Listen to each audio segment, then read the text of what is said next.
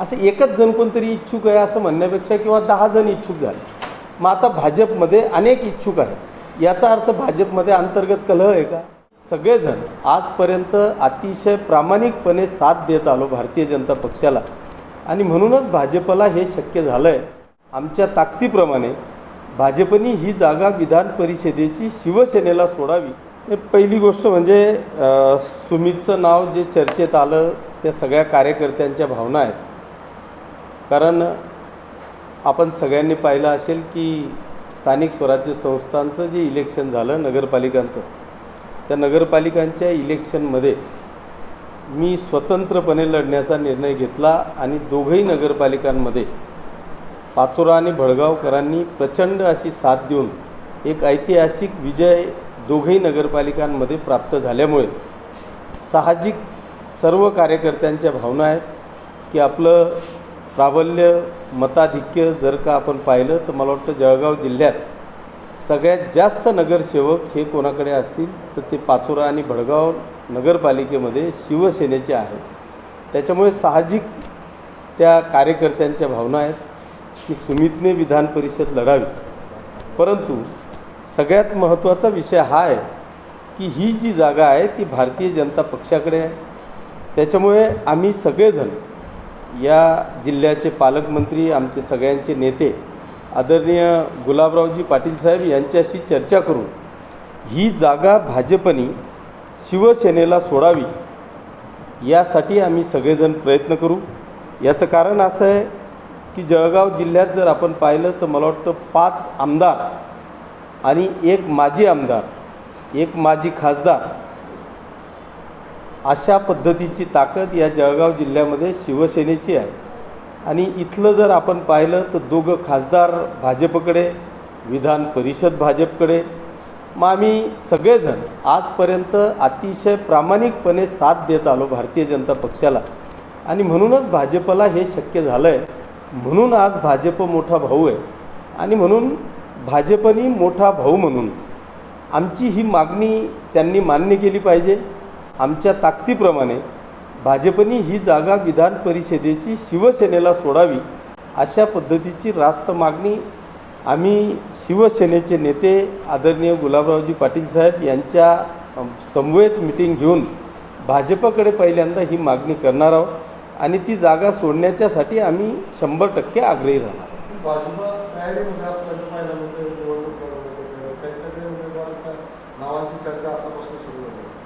प्रत्येक पक्षाकडे नावांची चर्चा असते. प्रत्येक पक्ष आपल्या आपल्या पद्धतीने तयारीत असतो.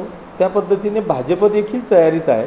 पण शेवटी अजून राज्यावर जागांच्या वाटाघाटी चालू आहेत. तिथे आम्ही देखील मागणी केलेली आहे, आणि मला असं वाटतं की ही जागा शिवसेनेला सुटेल. आणि जर ही जागा शिवसेनेला सुटली तर राज्याचे मुख्य नेते आदरणीय एकनाथजी शिंदेसाहेब हे जो निर्णय घेतील तो आम्हाला सगळ्यांना मान्य असेल. आम्ही पूर्ण ताकदीने लढू आणि ही जागा 100% जिंकू. असं एकच जण कोणतरी इच्छुक आहे असं म्हणण्यापेक्षा किंवा 10 जण इच्छुक झाले, मग आता भाजपमध्ये अनेक इच्छुक आहे, याचा अर्थ भाजपमध्ये अंतर्गत कलह आहे का? अजिबात नाही. भाजपमध्ये जसे इच्छुक आहेत तसे शिवसेनेत देखील इच्छुक आहेत. आमच्याकडे प्राबल्य आहे, मताधिक्य आहे म्हणून इच्छुक आहे. आपल्याला काँग्रेस, राष्ट्रवादी, उबाठा यांचे कोणी इच्छुक दिसतं का? अजिबात नाही. कारण त्यांच्याकडे मताधिक्य नाही, प्राबल्य नाही, लढण्याची इच्छाशक्ती नाही. आमच्याकडे प्राबल्य आहे म्हणूनच उमेदवारांची लाईन लागते. ज्याच्याकडे ताकद असेल त्याच्याच मागे उमेदवार असतील. जर ताकदच नसेल तर उमेदवार असूच शकत नाही. त्याच्यामुळे ज्या पद्धतीने भाजपमध्ये 2-5 लोक इच्छुक आहेत त्याच पद्धतीने इथे सुद्धा 2-4 लोक इच्छुक आहेत. त्या इच्छुकांमध्ये ज्याला शिवसेनेचे मुख्य नेते एकनाथ शिंदेसाहेब निर्णय घेतील तो निर्णय शिवसेनेकरता आमच्यासाठी सगळ्यांसाठी अंतिम असेल. याच्या मागचं कारण असं आहे की आतापर्यंत कदाचित मताधिक्य नसेल, परंतु आता आमचे 5 आमदार, शिरीषदादा चौधरी 6वे आमदार म्हणजे माजी आमदार, उन्मेष पाटील माजी खासदार, अशी आमची आता ताकद या जळगाव जिल्ह्यामध्ये आहे. आणि एक भाजपने आता एक मोठा भाऊ म्हणून एक पाऊल मागे टाकून ही जागा जर का विधान परिषदेची आम्हाला सोडली तर आम्हालाही काहीतरी बरं वाटेल. मी पहिलेच सांगितलं की आता या जळगाव लोकसभा मतदारसंघामध्ये भारतीय जनता पक्षापेक्षा जास्त आमदार मग आमचे आहेत, पण खासदार भाजपचे आहेत.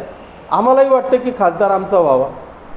असं वाटतं की ही खासदारकीची जागा जळगाव लोकसभेची आम्हाला सुटावी, पण ती सुटली नाही.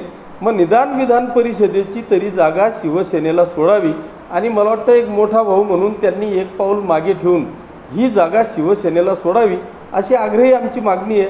बरं, आम्ही आमचं मताधिक्य नाही आणि तरी आग्रह करतो आहे असं जर कोणाला वाटत असेल तर ते चुकीचं आहे. आमचं मताधिक्य आहे. त्यांचे 200 आहेत तर आमचे 150 आहेत. 50 मतांचा फरक आहे आणि शेवटी 600-650 वोटिंगमध्ये 300-350 वोटिंगनी माणूस जिंकणार नाही. शेवटी अपक्ष आहेत, उभाटा आहे, राष्ट्रवादी दोघं आहेत, काँग्रेस आहे. यांचं सहकार्य हे कोणताही उमेदवार असेल तर त्याला लागणारच आहे. त्याच्यामुळे एकट्या भाजपच्या बळावर भाजप जिंकू शकणार नाही किंवा शिवसेना एकट्याच्या बळावर जिंकू शकणार नाही. त्याच्यामुळे आमची आग्रहाची मागणी आहे की महायुती आहे, युतीमध्ये ही जी जागा आहे जळगाव विधान परिषदेची ही आम्हाला सोडावी. कुठेतरी जागांची अदलाबदल होण्याची शक्यता आहे आणि त्याच्यामुळे देखील शिवसेना चंदगड जळगाव विधान परिषदेची जागेवर दावा करतो असंही बोललं जातं. नाही, माझं तर म्हणणं आहे अदलाबदलीच्या भानगडीतच पडू नये.